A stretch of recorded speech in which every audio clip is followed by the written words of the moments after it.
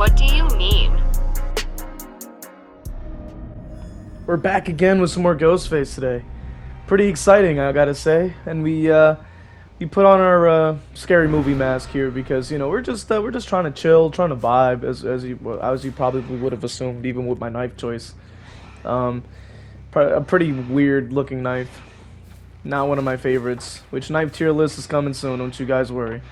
I just need more time to put it together. That being said, I gotta say, there's a post commentary. As you probably would have assumed, this is really solid, man.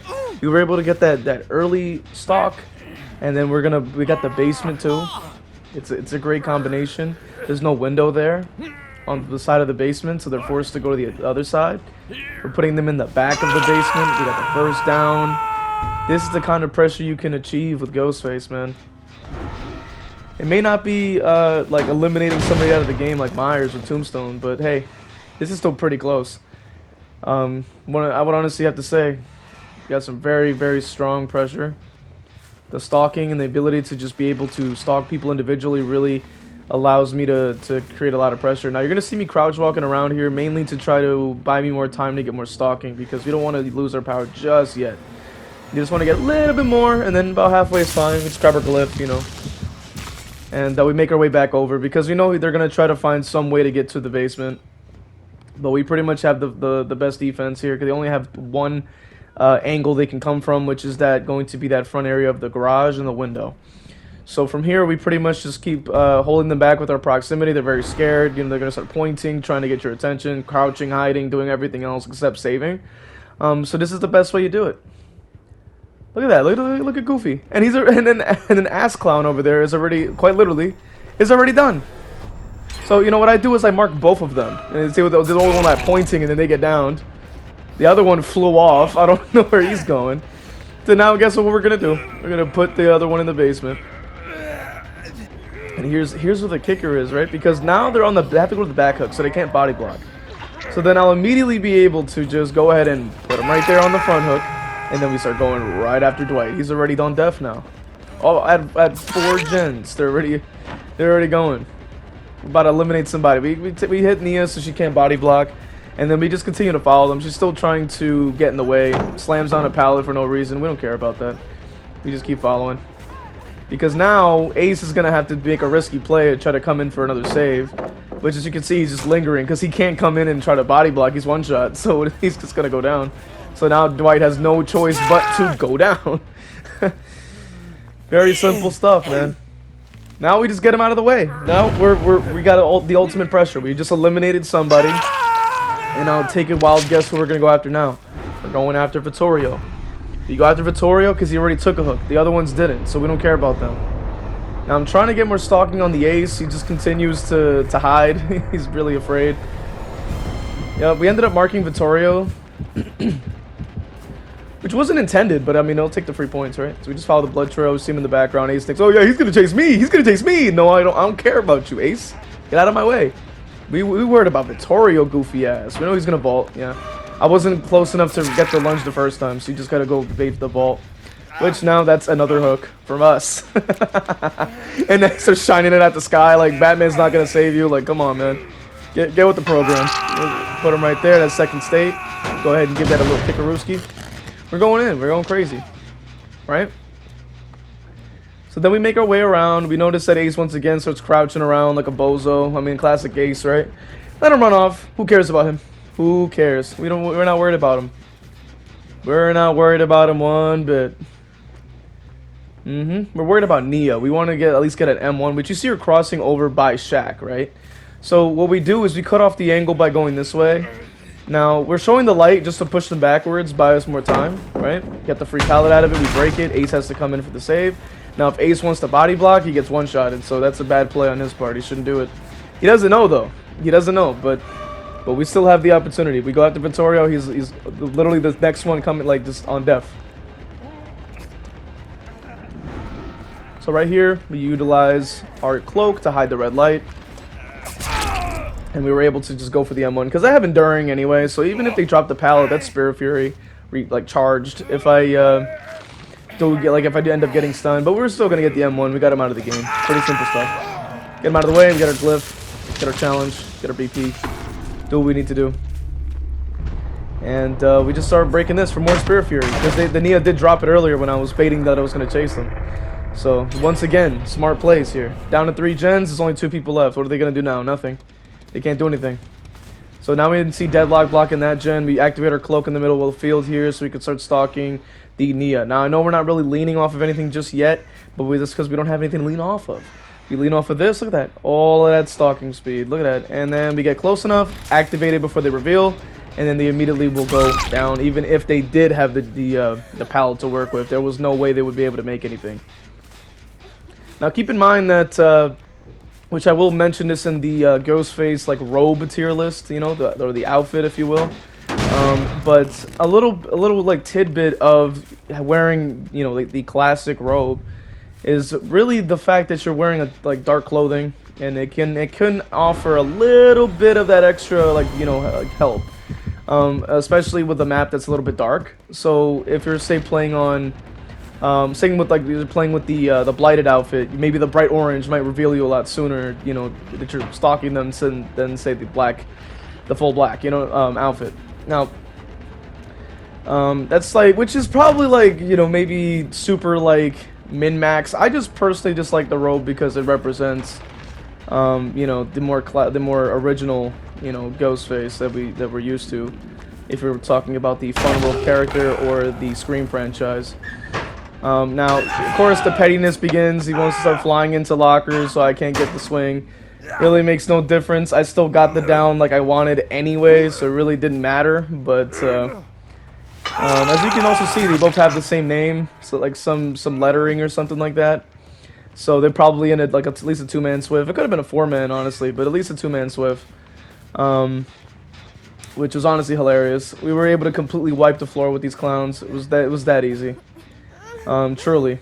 And it was all off of that first stalk, and that's why I highly recommend don't crouch around the damn map and start looking around. You're wasting too much time. You got to get into a position to immediately get somebody exposed, get them on the ground. You apply pressure as soon as possible. It's very important you do that, especially if you're playing Ghostface.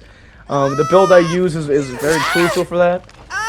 It's a build that's focused specifically on chase, and we have the Olsen's wallet specifically for that, so we can have, you know, because we have to break 2 pallets anyway. We'll constantly have our power ready, and we'll use that to then give us the expose, which will then make Spirit Fury even stronger because they will break the pallet on ourselves with enduring, reducing the stun duration, which will then give us the down pretty easily. Because they most of the time just want to go for a stun and try to fly off, and we're countering 2 of those things. Now, pre-dropping can be quite effective, you could kind of argue, but we're also limiting resources, and there's the builds. They actually sent me to Macmillan Estate. Getting into another match. We're on the Shattered Square. We're going to also showcase, once again, the strategies, okay?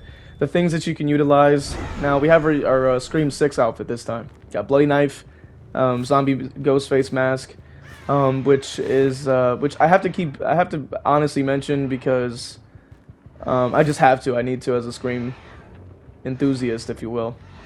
That the Ghostface we have is not from the Scream franchise, and none of the items that we have in the game are from Scream. It does emulate it with the knife wipe and stuff like that, but it's not a part of the thing. Because some people mistake it, and it's kind of annoys me. But regardless, we're getting into the mix here. We notice where pretty much the majority of the map is.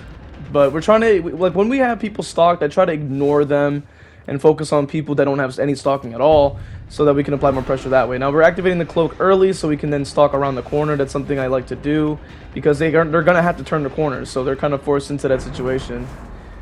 Which, once again, we just absolutely finesse this young Jin. I hope that's how you pronounce that. And put him right on the hook. Now, we're in the back corner of the map. There's also a really good hook. There's no basement, but that's okay. And from here, once again, we will take a quick look around, see what gen they're working on, just to kind of gauge where, you know, what the vibes are, see what's going on. They immediately get the save, which is it's fine. We're still at 5 gens. We can start making our way over, seeing if we can go after the Yunjin again. We're also getting more stalking on their teammate, but it seems like the Yunjin actually stayed there, so we're gonna try to hide the light a little bit, then down him again. Because because we play ruthless here. We don't. We're not gonna play fairly when survivors don't either, right? So we go ahead and put him on the hook right over here. Then I figure why not? Let's take him away from Shack. Put him a little bit over here, a little bit closer to the gen that was being worked on over here. Give that a better defense. We're gonna try to lean if we can, if it lets us, I should say. We're also holding down the stock button because we actually get a little bit on the other person on the generator. I didn't actually mean to stalk the Shiva though. That was a bit unfortunate. I stalked a little bit more on Renato, but we have the gen with the most progress over there next to us. It seems like Rebecca got scared and isn't trying to save, so that means we could just pin Rebecca in the shack. We pretty much have exactly what we need here. We have the positional advantage because we have Rebecca pinned now. She can't save, right? Without me actually getting either the mark, the one shot, or whatever have you, right? She's still in there. She's not trying to leave. So that still means that somebody else has to go for the save. Shiva can't because she's one-shotted, so now it's Renato. That's the only one, right? So you see, she's still here, right? So here's what we're going to do. We body block it, and then we immediately just down her with the mark because she's hiding in the corner like a clown. That means you leave her on the ground, we go over here. We take a look. Okay, cool. We see we're seeing the angle they're coming in from. We're like, all right, cool. No matter what they do, she dies, then we go after Rebecca here. Right? Boom. That's one out the game at 4 gens. And then we just go out the other way in case they're behind me. Renato already rage quit. So, it's that easy. It really is that easy when you have quitters especially. Now, honestly, what did they expect, right? Honestly. So now we're like, okay, let's try to mark up the bot, you know what I'm saying? We just focus on the bot now. We just try to get maybe some pallets or something like that. Which, of course, we got one out of the way. That's cool. We can start charging up Spirit Fury. The bot is... I think the bot does end up vaulting quite a bit. But you ended up missing the swing there because they vaulted out very quickly. The bot is very quick to react. Obviously, it's a damn bot. We just go ahead and get the bot downed. The other one is still on the hook, so the Shiva was probably hiding the whole time. Is going to have to close in for the save. This is when we just put them on the hook as well, get the bot off there, then we can start making our way back over there, maybe start stalking them, maybe get Shiva marked again, whatever have you. 3 gens left, pretty much right where the game ends. Now, I was trying to look around and see if they were going to go for it, but it seems like they're thinking that we're going to be friends or some nonsense. So here's what I like to do. I like to just kind of wait around a little bit, make sure I get my, my power charge, find out where Rebecca's hiding, if possible. But we just stand here, because this clown thinks we're friends now, so you see with the pointing and all that nonsense yeah, you see that? So we're just like, all right, cool, that's fine. We just wait till our power charge, knock that goofball down. Because, this is what survivors do. When they get folded, they start trying to be your friend to some nonsense. They try to scamper away. That's not how it works. So we put them on the hook. So I was like, okay, by the time I hooked them, they probably would save. But Rebecca was actually just hiding in the corner again, waiting to save the Shiva. So I decided, let's go ahead and down this clown. And we'll just hit off their endurance real quick. Why not? Get some extra points out of it. You just go ahead and face the wall so they can't blind. And then we just put them on the hook. And this is what we do, really, because I wanted some extra points. I was like, I'll let them save. Why not? Just get the down from there. And Rebecca's just going to do all of that, so I figured, why not just down him as well? The game's already over. The game's already over, so we just hook whoever.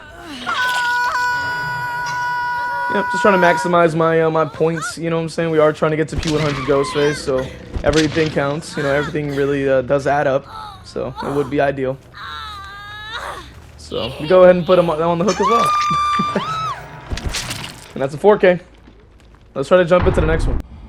If you made it this far into the video, you're one of the chosen few, and you'll be able to finally witness yet another, very, I would say a very close match for my Ghostface here. Now, as you're going to see here, this is why I don't tend to crouch a lot with when I stalk, because a lot of the time there's just a lot blocking. It could be grass, corn, walls. There's a lot of things that just block my stalking for whatever reason. So I try not to to crouch while stalking too often, unless I'm in high ground. Which even then it can be a little weird. Now, we're going for the hit immediately just to see if we get the M1 out of it. It seems like they're pretty cocky because they're really not trying to run away. They're trying to wait till I kick pallets before they run off for whatever reason. So we know the kind of player they are. It is a Leon though, so let's be honest. We really don't have high expectations. Either way, We got the mark, then we have Spirit Fury, so whatever they decide to do, they're more than likely, of course, going to pre-drop, but that is completely fine. Because the mark isn't always for just trying to get the down. It's also to apply the pressure to bait them to waste more resources, which is exactly what we want. You see, he's not even trying to loop. He's just doing the classic comp play where they just keep running around, dropping every single pallet, and you know, until nauseam, and then while their teammates do generators. But once again, we have Spirit Fury, so whatever they decide, if I end up getting stunned, it's going to be pretty much a down for them. Now, I was trying to lunge it to see if I can actually catch it, but we were able, as you can see, you can count it. There's like 4 pallets we just eliminated around the middle of the map. So that's why we just let him go. You know what I'm saying? We don't want to waste too much time following him around, because he's going to keep dropping every pallet. But because of that, we may lose a gen, because gen speeds are very, very fast, very, very easy to do. So you have to keep that in mind. The internal clock in your mind. As you can see, we got another sprint burst clown as well. We just go ahead and just mark him up as well. We're getting a lot of good marking in. And now the Leon's getting all cocky because he's, oh yeah, I got away from your marking. I'm like, but you just gave me like 5 pallets. Like he gave me like 4 or 5 pallets. Like that's insane. We're making it very easy for us toward the end game, but either way, we have to focus. We have to keep an eye out. Okay, this one's gonna keep rotating 1,000 times. You can't waste our time with that. I don't want to mark Meg just yet, and that's the problem, right? Because we're watching this, you know, post-commentary style, so I can at least review and kind of see where I made a mistake here. I was trying to leave the ones that were marked for later, which was probably a misplay, because if I had just gotten somebody exposed, I probably would have been able to just get the free down easier than walking around trying to get more stalking. You may run into this problem if you also are starting out with Ghostface. You feel like you have to use your power all the time. But it's not always the case. Like, it's more, you have to use it more as a tool than a requirement. Now, once again, we're getting another pre-drop. So as you can see, like, we're going against players that don't even want to engage with looping, engage with actually trying to play the game at all. So we're just using the mind game here, trying to get them to go for the pallet this time. But I think they went to just run off and check spot, which of course they do, because it is very easy to do on a lot of these areas. Now we're losing another gen for it, but we do which means we're very behind. But we were trying to play more so the long game at the time, but I also realized that it also is very risky to do that, especially when you're playing on a map that is this bad. So with that being said, we at least have them marked. At least 2 or 3 of them at least marked, right? So we were at least able to get Nia on the into the basement, which does apply a little bit of pressure. We are going toward an area that really doesn't have any pallets really for defense, which is good, which is a good thing. But the other thing to keep in mind is that the gen spread is really far. So, and keep in mind that gens are really fast and they're really far away. Like, it's going to be very hard to get any pressure, especially when you're playing an M1 killer like Ghostface, who does not have a teleport or anything like that, or a sprint or a dash or anything. So you just kind of have to do what you have to do. And this can apply to Myers a little bit as well. Now the thing is with this Leon is that he's very scared. He's very skittish. He's not going to really engage with any tiles. He's really just going to pre-drop quite a bit, and we can't really build a lot of pressure off of that, unfortunately. And also we're losing a lot of gens very quickly. So what I was trying to do is at least get that gen to regress in the meantime. We have 2 here with a ton of progress. So if I can hold down this area, we can actually hold back at least 2 of the generators. Now, we can't go for a swing on any of them until we have our ability. I ended up swinging at the Meg because I figured we do need to actually get it down. But thankfully, she got, I don't know, she just got, like, startled or something. They try to blind the sky, trying to call for Batman. It's the daytime. He's not going to see it. So we go ahead and just put him up on the hook there to try to hold down the defense here. And then what we can do is mark up the Yuli, who decided to start going spinning around the window, I guess. Not too sure why, but hey, we took it. We took advantage of it. We keep them down. Now all we have to do is keep control of these 2 gens, because they are side by side with a whole ton of progress, which is insane. But it just goes to show that gens really are not that hard to do, as much survivors will try to convince you that they do. So that being said, we also have hooks side by side as well, so we're at least able to apply another hook right there, and then we can also stay within proximity here. Just trying to figure out maybe they might have tapped the gen again. They did not, so we can at least allow it to regress. Now the gen spread is horrible, but at least we're getting some more marking on the Yui here. And what we try to do is at least just go follow through with them, because they're running right back into the area I want them to be in, which is next to these generators. So I figure, they're marked up. Doesn't matter. They're still injured. We just knock them down anyway. What could they possibly do, right? So we're getting another hook very, very quickly, due to their incompetence, which is solid. We need incompetence in a situation like this when the map is huge and the gen spread is insane, especially with a slow-moving killer like this. Because keep in mind, like, other killers can move very fast, or can, let's keep in mind, other killers can dash, teleport, run, like, Ghostface can just walk. I mean, if you played Survivor and you've gone against him, you literally see him walking, like, all menacingly, of course, but walk pretty much down the map. Like, you don't really see him running until he's in chase. So, in a literal sense, he's walking from point A to point B. So, but, which is, it's fine, right? There's nothing really wrong with that. Technically speaking, I think it's cool, but which is solid on my part. Once again, we got Leon 99, so if he wants to stand there, it really doesn't matter. They're not really going for a save. We can actually mark the Leon here to try to bait him to drop me another pallet, which is exactly what he does, and then we're very close to getting them out of the game. Now my problem was, and here's the issue, my problem was I stepped away.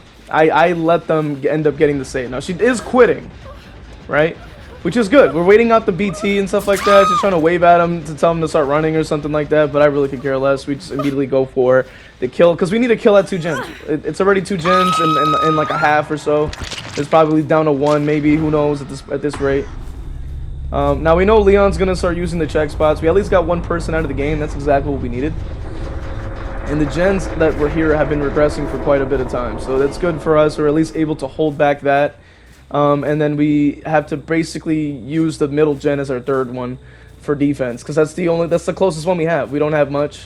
We at least got a kill. We noticed that they're like clicking their flashlight in the main building, so we know that they're definitely in the area, but they haven't started that gen. So we completely lopsided the map in that sense. We can let this gen that we're approaching actually go. We decide to try to we just try to M1 if possible, but it doesn't seem like we can. We will actually M1 to Leon, because it is a Leon player, so they don't tend to be the strongest of the bunch. So we just go ahead and as you can see, he just completely leaves the entire tile the second he faces any resistance. So as you can probably assume, not gonna do well. Now, definitely a far cry from the games, the video in Resident Evil, when he actually is on a mission, is actually doing something. But the people who play him really don't represent him correctly. Realistically. So we just figure I can't really chase around that area. It's pretty strong, especially when it's gen. As you can see, it's very easy for them to just rush a gen. It's really not that complicated. You could just press a button or have it toggle and do the work for you. So you got to keep that in mind, that it's really that easy. Now they're gonna have to give me the pallet, which is awesome. We do have Deadlock blocking the gen. I had figured that that would buy me enough time to at least go for the Nia, because there is, I think, one more. No, Leon did actually take out that pallet for me. So Deadlock is blocking the gen currently. We just go ahead and try to see what they do here. They're just trying to like fake every single vault, which honestly is their downfall. Which I was prepared for either outcome. Now because Deadlock's about to run out, I have to immediately like start making my way over to walk over. So we put him on the hook over here next to the shack and whatnot, because this map, as I've said, is very not M1 friendly, to say the least. It's very tricky to do. So what we need to do is at least start to get into a chase with Leon here. He has Spirit Fury ready to go. He is injured. If he decides to use the pallet, which he does, like a goofball he is, we immediately down him again. And I figure I need to at least kick this gen, because they're more than likely gonna just, like, look at how close it is. Like, they could have easily gotten a save, ran off, and go and finish it. So I was like, I don't have time to hook him just yet. I got to make sure at least it regresses, because they're gonna be running to the other side of the map, probably to heal, and then we'll actually put them on the same hook over there, so we can stay within the proximity of the gen. So we see them running to the left. They're still injured. They're not healed, so we just go right back over to them once we're done hooking Leon. It is first hook for them, but that's fine. It's not the most amount of pressure, but at least it's something, because then that'll get Meg to come off the gen while I chase the injured person, and then we'll just continue to cycle them. I had figured that we noticed that they have a Blight Serum on, so I figured that even if I go to chase them, they're more than likely going to be fully healed. So I went for the marking while they ran off, because there was no point in chasing them.